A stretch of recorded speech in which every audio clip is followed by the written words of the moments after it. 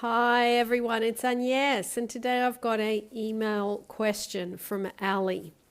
So, Allie says, could you please make a video about behind the scene? Suppose that you are doing specific person reattraction processes correctly, but there still will be time where you don't see any physical manifestation yet. What's happening during this time? How is our work affecting that specific person's mood, feelings, etc.? Why does the universe need time for that? I guess that you and other people who have successfully done this found out later from their person what they were feeling, thinking about the distance and reattraction process. Would be great help for us to hear your opinion on that.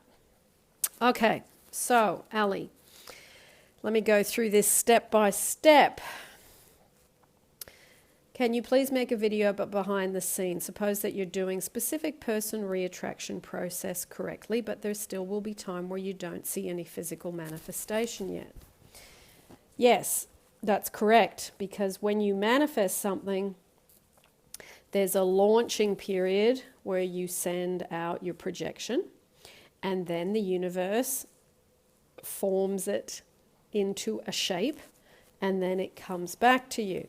But that is affected by your level of belief. It's affected by your consistency of purity of thought. That's how I'll say it, purity of thought. Because when we launch things, so often with many of us, and in the early days of manifesting stuff, you go from non-believing to believing, okay?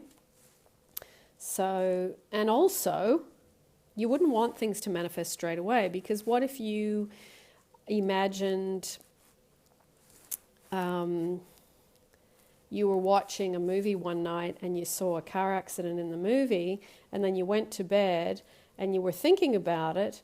Imagine if you got into the car the next day and then you had a car accident. That would be instant manifestation, you see. So the fact that there is delay is not a bad thing. And it's not actually delay. It appears as delay to us because we're looking at today, Thursday or Friday, and then the manifestation in X amount of time, however long it takes. So, yes, there is a time when you don't see any physical manifestation yet. And what's happening during that time, as you ask, is it is taking form. It's hatching, it's incubating first, and then it's hatching. That's a better way to explain it. So you're saying, how is our work affecting that specific person's mood and feelings? Okay, I want you to get this. The work you're doing is affecting you, okay? It's deleting within you the problem, which is the absence of the person, okay? You got to get out of this, it's all about them thinking, because I see this over and over and over with those of you wanting to manifest a specific person, that it's always about them. What are they doing? What am I doing that's influencing them? Are they receiving my messages? It's bordering on addiction, okay? You got to be more interested in you and how you're feeling and how you're thinking and your self-love, Allie. Because when you're in this state, which I can see from your reading your email, you're incredibly focused on the other person and that it's taking too long. And what's the universe doing? And why does the universe need time? Because I can feel with you, you're trying to get over there. And while you're still in that state of I need to get over there and the universe needs to make it happen faster, you put the big handbrake on you getting what you want, because you're still putting them and valuing them more than yourself. You're still valuing what's over there more than where you are here. You're still not feeling the self-love deeply enough and letting go of the time frame. Now, there's nothing wrong with I want this by the 31st of December, don't get me wrong. But I have to say, I do notice that people that do it put a lot of pressure on themselves, and then it creates disappointment a lot of the time. Not always. Some people pull it off. Some, a small percentage can do it. But it does kind of say to the universe, sometimes I think, you have to do it in my time. Whereas if you were fully surrendering and being at ease with conscious creation, you understand that it has to go through, just like nature, preparing the soil, planting the seed, watering the seed, hatching the seed, it grows, and then it becomes the tree or the plant. And this is the same. It goes through a process, okay? And the universe needs time for that, because that's the way the whole system is set up, okay? It's not instant. And for the reasons that I said before, you wouldn't want instant, because we're not, I don't think, evolved enough to have 100% purity of thought all day long, every day, to be able to cope with instant manifestation. You'd end up with a whole bunch of stuff, unwanted as well as wanted, and then it would be incredibly challenging to focus your way out of situations, you see, especially the negative ones I'm talking about. So, now you've said, how is our work affecting that specific person's mood and feelings? Well, let me say it like this. People are influenced by what we send. But do they stand in the kitchen while they're making a cup of coffee and go, oh, so-and-so just sent me love? I don't think so. I think people have to be, highly evolved to be able to really get to that level of awareness. But I will say that people might have a moment where they go, oh, wonder what she's doing, and have a good thought about you. Or, oh, I just heard that song, it reminds me of her. So it comes in, but not as they think they're having their own thoughts about you.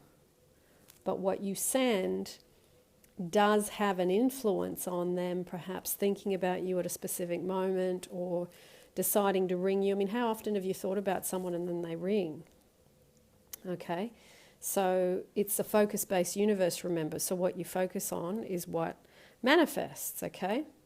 So, Allie, can I suggest you got a bit of preoccupation going on about what you're doing, how the universe is going to, why is the universe is taking time to deliver it, am I affecting my person?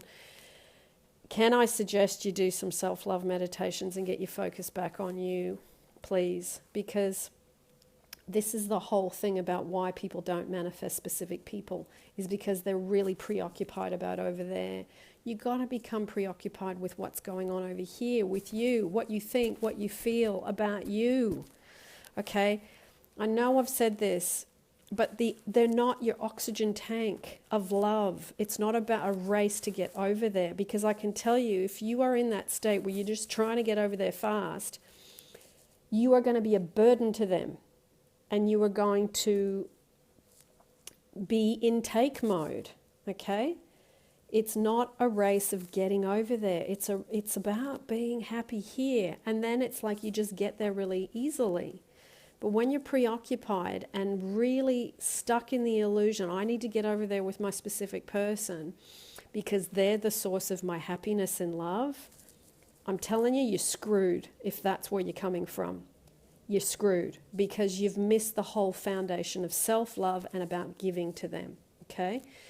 I'm going to put the getting versus giving YouTubes down below. I'm also going to put the attraction versus addiction YouTube down below. And if I know there's another one, I can't think of it off the top of my head, I'll put that one down below if I remember which one it is. So let me finish your email, Allie. I guess that you and other people who have successfully done this found out later from their person what they were thinking, feeling in the distance, in the process. Actually, no. I didn't go and dig and find out about what was going on for my person. I left him alone. I was involved in my process and about giving to him. I didn't ask him what went on. I didn't go digging around. Some things I think, and this is my opinion, it's good to just let it be. Just leave people be. You don't need to get into their heads. You got to stop that I got to get into people's heads thing. It's creepy, okay? You got to be involved in your own head, in your own thoughts, in your own imagination, and give to people, okay? So, yeah, I mean, when I was trying to do this stuff myself, became really obsessed with self-love and became really obsessed with feeling loved within. And then I was of a more attractive package to the person I am with, because I am in an adult state. See, all this stuff about I got to get over there, I got to get over there fast, I've got to be with my person, why is the universe taking so long, what's happening with them during this time, are they feeling what I'm sending, all this stuff, is a childlike state. It's like a child trying to get love from an adult, okay? So I really can't stress this enough. And, you know, Allie, I'm not sure how long you've been watching my channel, but you got to get to the place where you unhook yourself from being obsessed with them and trying to get into their head, okay? Because it's really not healthy. And honestly, when you're doing that, they can feel that you've put them above you, and they don't walk towards you, in my experience. In my personal experience, and also in my experience of coaching hundreds of people, it creates this thing. The other person feels it when you are putting yourself in second position, okay? If you want to become attractive to someone, emotionally attractive, you've got to have your feet planted in your own life and your head planted on your own self-love. And then, of course, radiate love to them. And then, of course, do what you need to do in relation to them. There's nothing wrong with wanting a person. But there's a big difference between wanting and needing and trying to get into their heads, okay? So let me be clear about that. And Allie, you're not the only person that asks these sort of questions. So this will be good for a few people. All right, I'm going to load this up.